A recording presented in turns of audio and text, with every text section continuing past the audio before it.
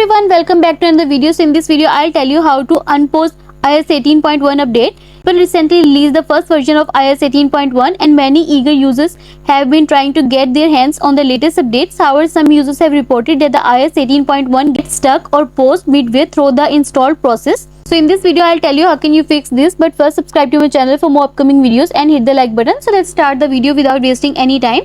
So the first step is restart your iPhone. To restart your iPhone, you just need to press and quickly release the volume up button and do the same with volume down button and press the power button. Next, a slider shows up. So slide to power off, then wait for some time, and after some time press the power button again until you see the Apple logo on your home screen, and you are done. And the next step is reset network settings. If you suspect your Wi-Fi connection is causing the issue, reset your network settings can help. For this, you just need to go to settings, then scroll down and go to general option.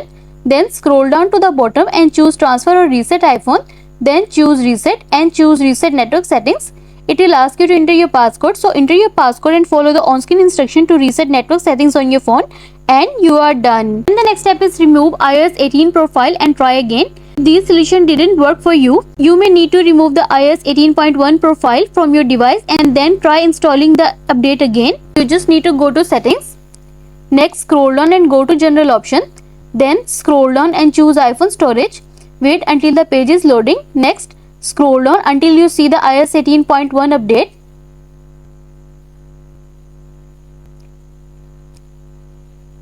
Then tap on it.